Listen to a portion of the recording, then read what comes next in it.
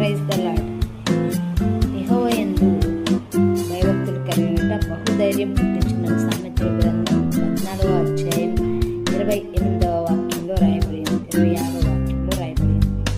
అయితే మనము కొన్ని విషయంలోని ధైర్యంను కోల్పోతాం.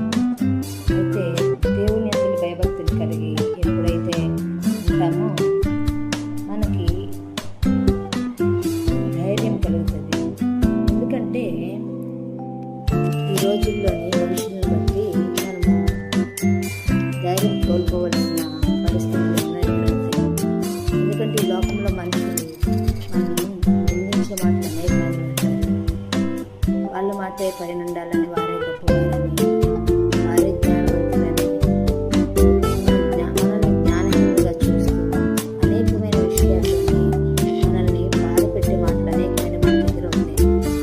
అయితే ఈ మాటలను బట్టి బలహీనులైతే కృంగిపోతారు. కానీ దేవుని అందరి భయభక్తులు కలిగిన వారు దేవుడు నాకున్నాడు అని కలిగి ఉంటారు.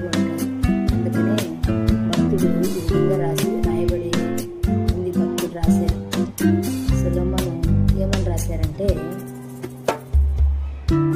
దేవుని అందరి భయభక్తులు కలిగినట్టు బహు ధైర్యం పుట్టిస్తుందని.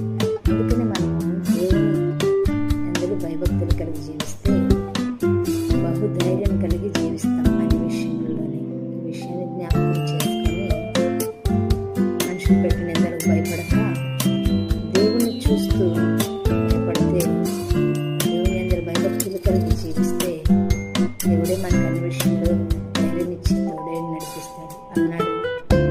యెహోషువకి తోడై ఉన్న దేవుడు దిగులు పడుకు చెడి అని చెప్పిన దేవుడు నాడు కూడా మనతో ఉండి మనకు ధైర్యం ఇస్తున్నాడు. కాబట్టి అన్ని విషయంలో దేవుని వైపు చూస్తూ ఆయన భయభక్తులు కలిగి జీవిస్తూ బ్రతుకుదాం.